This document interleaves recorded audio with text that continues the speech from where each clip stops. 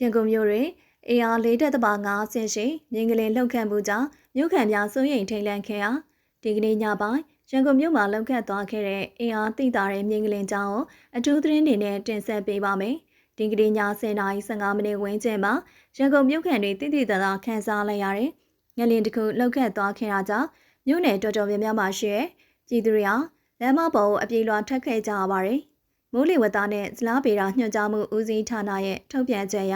ဒီငလင်ဟာရစ်စတာစကေ4.5အဆင့်ရှိပြီးတိုက်ကြီးမြို့ရဲ့အနောက်တောင်ဘက်ကိုဗဟိုပြုလှုပ်ခတ်ခဲ့တာဖြစ်ပါတယ်။ဟုတ်ကဲ့ပါ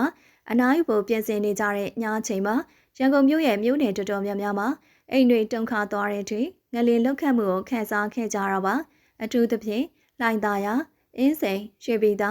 စားရင်မြောက်ပိုင်းခရိုင်မြို့နယ်တွေသားမကမြို့ရဲပိုင်းဖြစ်တဲ့ပစွန်တောင်ကြီးမြင့်တိုင်နဲ့အရှိပိုင်းခရိုင်ကဒေါ်ပုံတာကေတာတာမွေမြို့နယ်တွေမှာပါငလင်လှုပ်တာတော်တော်လေးပြင်းထန်တယ်လို့သိရပါတယ်။အထက်မြင့်တိုင်ခန်းတွေမှာနေထိုင်တဲ့သူတွေဟာငလင်လှုပ်တာနဲ့တပြိုင်နက်လှေကားတွေကနေတဆင့်မြေပြင်ပေါ်အပြေးလွှာဆင်းခဲ့ကြတာကိုတွေ့ရပါတယ်။တချို့မြို့နယ်တွေမှာဆိုရင်လမ်းမပေါ်မှာလူတွေရာနဲ့ချီစုဝေးပြီးနောက်ဆက်တွဲငလင်တွေကိုစိုးရင်တကြီးစောင့်ကြည့်နေခဲ့ကြတာပါ။တာကီတာမြို့နယ်မှာနေထိုင်တဲ့မြို့ကန်တူကအခုလိုပြောပြပါရယ်ကျမတို့ကအိတ်ဖို့ပြင်နေတာရုတ်တရက်ကြီးတိုက်ကတိတိတသားရှိန်သွားသလိုခံစားလိုက်ရတယ်။ဘီရိုတွေကပျက်စီးရအောင်အတန်မြည်လာလို့ကလေးတွေကိုဝေးပြီးလေကားကနေပြေးဆင်းခဲ့ရတယ်လို့ဆိုပါရယ်။အလားတူမြောက်တကောကဒေသခံတူကလည်းငလင်ဟာနှစ်ခါဆင်းလှုပ်တယ်လို့ပဲပထမတစ်ခါကလည်းအနည်းငယ်ပဲနောက်တစ်ခါတော်တော်လေးပြင်းသွားတာ။ application တွေမှာကြည့်တော့4.5လို့ပြတယ်လို့ပြောပြခဲ့ပါတယ်။မိုးလေဝသနဲ့ဇလားပေတာညွှန်ကြားမှုဦးစီးဌာနရဲ့တရားဝင်ထုတ်ပြန်ချက်အရငလင်ပိုကြားကဘာကြီးမြေငလင်စကန်ရဲ့အနောက်မြောက်ဘက်34မိုင်ခန့်ကွာ